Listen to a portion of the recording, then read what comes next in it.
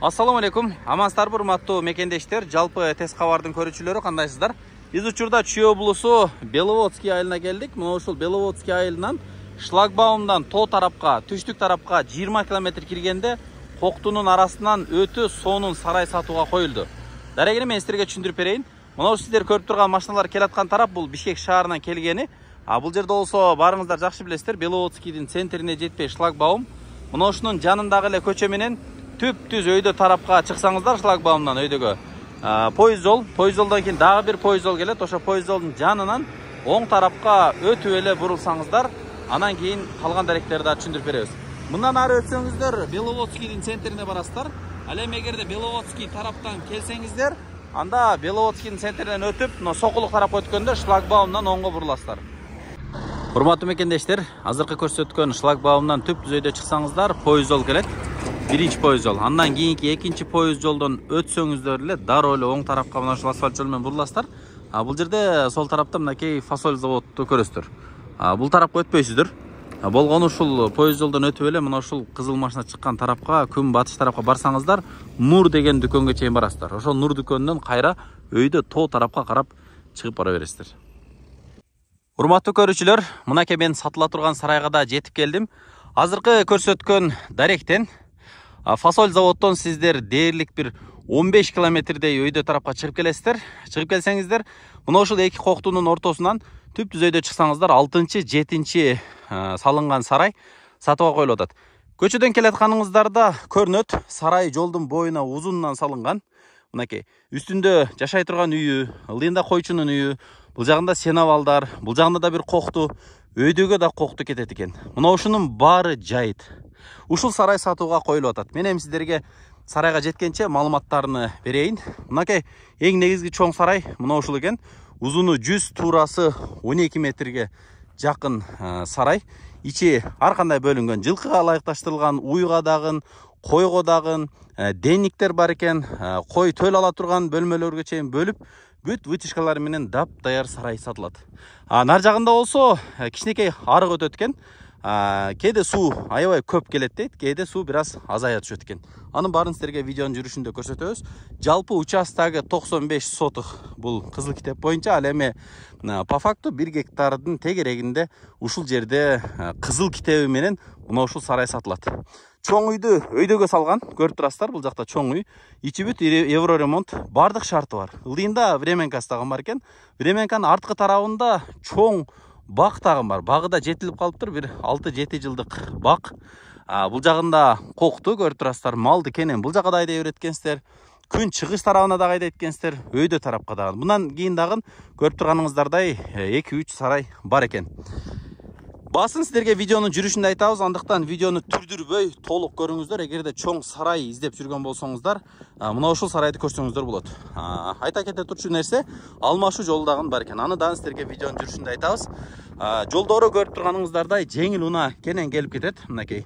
Мындан ары дагы жеңил унаа кенен эле кете берет. Чоң унаа менен келсе да болот. Кыскасы сарайдын узуну 100 метр, туурасы 12 метрге жакын ушул чоң сарай. Бул эми мурда салынган, бышык кирпичтен салынган экен.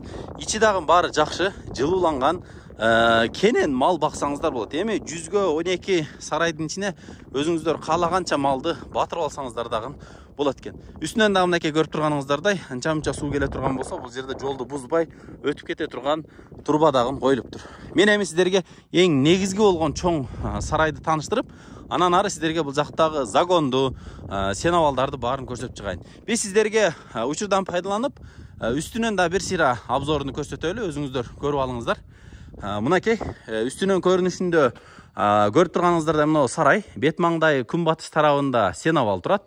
Жанында болсо бүт айланта навес менен жабылыптыр. Жылкыларды, койлорду жанакындай күн ысып кеткен учурда алып келип, ушул навестердин астына жайгаштырсаңыздар дагы болот экен. Мунун үстүндө 2 бөлмөлүү временканы көрүп турасыздар. Анан өтсөңүздөр үстүндө багы да бар экен. Бакта да бир 50-60 тегерегинде көчөт. Баары мөмөгө кирип калган. Арасында кокон гилясы бар, алмасы бар, өрүгү бар. Анын үстүндө чоң үйү. Анан сиздерге айта кете турчу нерсе, бул жерге суу, мал ичкенге дагы суу келет экен. Ал эми өйдөдөн Азыр сіздерге аны барыптан көрсөтөбүз. Булактан да суу түшөт. Эми көңүл буруңуздар, биз эми чоң сарайдын ичине кирдик. Бул түндүк тарабындагы чоң дарбазасынан кирдик. Бул жакта көрүп турганыңыздардай чоң малды, бука болобу, уй болобу, жылкы болобу байласаңыздар болот экен. Бул жагында дагы мынакей отдельный бөлүнгөн аштоолор да бийик жасалган, асты стяжка, бүт сливтерине чейин арыктарыны жасап коюптур. Ортосунда проход чоң, портер нар жак бер жак унаалар кирип чыга берет мынакей. Бул жерде дагы бөлүп, жарымдан ары дагы бөлүптүр. Бул жагы общий площадка. Бул жерде кой сой, майда чүйдө кармасаңыздар дагы боло берет экен. Бул жерде мынакей бул тарабынан дагы эшиги бар. Бул жерден чоң дарбаза, өтсөңүздөр бул жерде мына кой кармаганга кенен экен. Бул жакта да сетка менен жабып коюптур. Бул жерде дагы баягындай тууган койлорду козулар менен отдельный бөлүп дагы кармаса болот экен. Кыскасы сарайдын ичине өзүңүздөр каалагандай кааласаңыздар чоң уй жылкыга дагы каалап, бул жагындагы аштоолорун жасап алсаңыздар болот. Терезелер бүт темир торлор менен жабылган.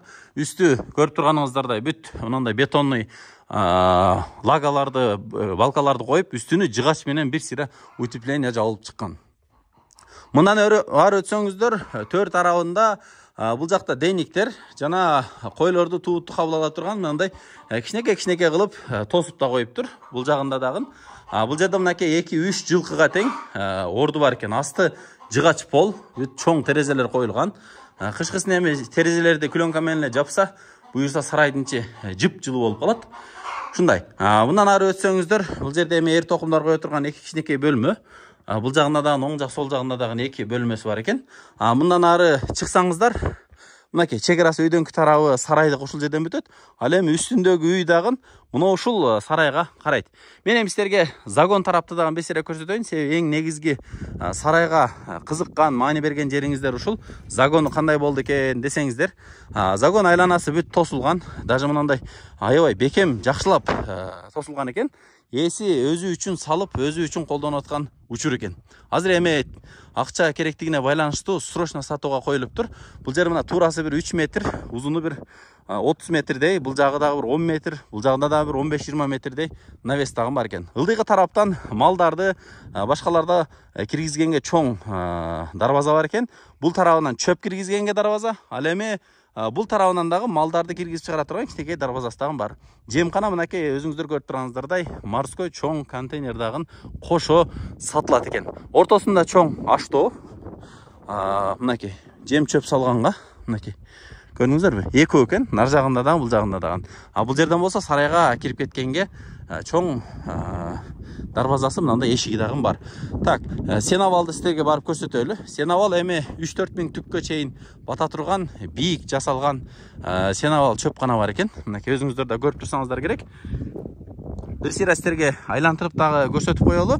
Урматтуу мекендештер, эң негизгиси абасы таза, тынч, мал бакканга аябай ыңгайлуу жерден ушул сарай сатылат. Баасыны силерге эми айтайын, күттүрбөй. Баасы $110 000 сурап атыптыр. Эгерде сиздерде унаа болсо, же дагы кандайдыр бир мүлк болсо, алмашуу жолун дагы карап көрөбүз деп ээси түшүндүрдү. Аны сиздер ээси менен сүйлөшүп, байланышып көрсөңүздөр болот. Мынакей сенавалдын ичин көрүңүздөрчү. Кенен бекем салынган. Мынакей үстүндө дагы бүт жаңы эле листтери жабылып, кыскасын айтканда сенавал дагы жаңы. Бул тарабыны баягы жаан чачындан тосуп, пленка менен тосуп койсо, эч кандай жаан чачын тийбейт экен. Ушул туугандар. Бул жагында дагы сарайга кире турган эшик дагы бар. Мындайча айтканда, сиздер жылкыга отдельный эшик, бул жакта кой уйга отдельный эшик, нар жагынан дагы бир эшик ачып, кыскасын бул сарайды ичин бөлүп да колдонсоңуздар болот.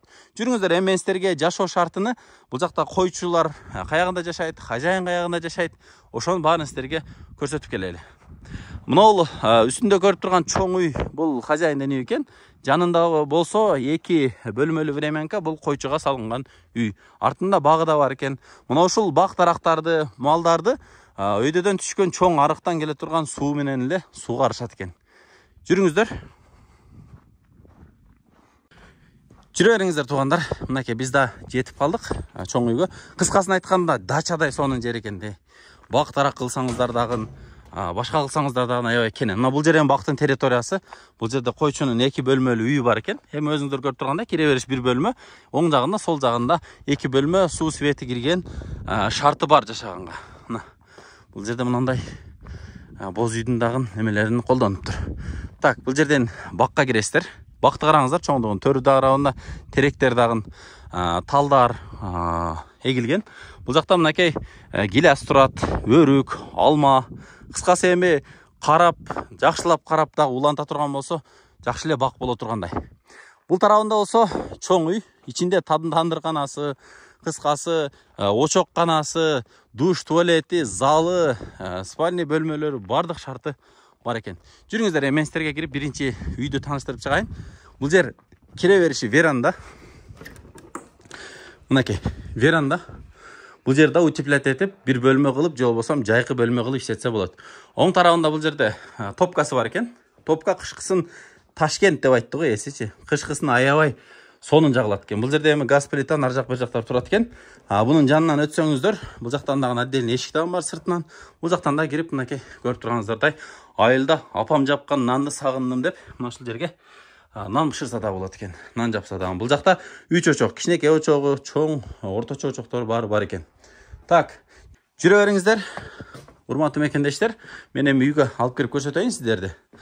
Так, үйгө киргениңиздерде, бул жерде кичинекей холл, чай иче турган жер, холодильник, мынакей светтери, ичи мындай подобой шпаклевка болгон экен. Обой жабыштырсаңыздар, дагы да сонун болуп бүтүп калат. Үйдүн ичин өзүңүздөр көрүп турганыңыздардай, шаардагыдай эле шарт жасалган. Бул жерде мынакей арестондору, астында болсо бүт раковиналары, бул жакта душ, туалеттери бүт бар экен, мынакей. Шаардагыдай шарт да. Андан кийин бул жакта бөлмөгө өтсөңүздөр, чоң коноктордун бөлмөсү. Зал, мынакей, паровое отопление, чугунный экен болгондо дагы, пластик терезелер, үстү мындай бүт гипсокартон менен сонун жасалган үй экен. Мындан ары өтсөңүздөр, бул эми спальный жатакана бөлмөсү. Бул жакта диван бар экен, мынакей. Бул жакта шкафтары, өзүңүздөр көрүп турганыңыздар, эми сарай боло турган жерге, мал бага турган жерге ушундай сонун шартты түзүп коюптур. Паровое отоплениялары болгондо дагы аябай жарашыктуу кичинекей кылып чугунный батарейкаларды коюптур. Так, басыны сиздерге айттык, $110 000 алмашуу жолун дагы карап көрөбүз деди. Эми аны сиздер ээсинин номери турат, чалып байланышып, эмне нерсеге алмашат, эми көбүнчө ошол унаа болсо деп айтты эле. Калган дагы өзүңүздөрдүн вариантыңыздарды дагы сурап сунуштап көрүңүздөр. Мен эми сиздерге бияктан агып аткан сууну, анан таза суу каяктан келет ошону да бир сере көрсөтүп коеюн. Бул жактан жанакы очокканага кирет экен. Сырткы даратканасы мынакей. Могу эки чоң даракты көрүп турасыздар, ошонун астынан таза суу булак чыгат экен. Ошону ылдый мынтип шланганы тартып келип, бул жерде флягага толтуруп алып кирип, таза сууну ичип турушат экен. Так, мындан ары бул жакта эмеден арыктан суу өтөт экен. Ошону да бир жерде көрсөтөйүн. Бул жакта тооккана. Жүрүңүздөр, мен сиздерди алып барып бир көрсөтүп коеюн. Ошо менен буюрса жыйынтыктайлы. Баасын уктуңуздар, участогу 95 сотук. По факту 1 гектардан ашыгыраак, 1 гектардын тегереги деп айтты. Баасыны $110 000. Срочный сатылат. Анан эгерде мүмкүнчүлүк болсо, мал жандыктар дагы бар дейт, аны дагы чалып сүйлөшүп көрсө, жылкылар бар деп айтты эле. Аны дагы эми эгерде кааласаңыздар сүйлөшүп көрсөңүздөр болот. Жанагындай порода жылкыларды кармалган экен бул сарайда. Ошондон сүйлөшүп көрсөңүздөр болот. Эмне жылкылар бар? Сиздерге WhatsApp нар жак бер жактан булар ыргытып турат. Азыр эми жайкысын мына күз болуп калды. Суу бир аз азыраак экен. Бирок биткеден кийин суу аябай ушул жер толуп агат дейт. Издери да турат. Суу ушул жерден толуп агып турат экен. Азыр эми баягы мал жанды канча-мынча ичкенге суу бар. Мынакей үйдөнкү сарайда дагы чөптөр жийип, кышка даяр кезилтер кылып атыптыр. Караңыздар, чөп жөн эле жатат да, убал элечи. Эми мал баксаңыздар, бүт ошол чөп чаарларды бардык ошол малдар жей берет. Урматтуу мекендештер, эми жыйынтыктайлы. Жалпы жердин аянты 95 сотук чыгат. Мынакей. Бул тарабы ушул даратканадан башталса, ушул тарапка чейин, сайга чейин. Бул тарабы ылдый, тети сенабал бүткөнгө чейин болуп калат. Калганы баары жайыт. Мына караңыздар, керемет да. Кыргызстанда негизи аябай жер керемет. Сонун. Мүмкүнчүлүк да жакшы болуп атат. Баасыны ээси орто суруп атат. Өтө арзан эмес, кымбат эмес. Кыскасы, логический бааны суруп атам деди. Срочный сатыш керек. Башка бир жумуштар бар эле деп түшүндүрдү. Көңүл бурганыңыздарга чоң ыраазычылык билдиребиз. Сиздер Тез Кабар YouTube каналын көрүңүздөр. Жакса лайк менен жакшы комментарий жазыңыздар. Пейилди кенен кылайлы.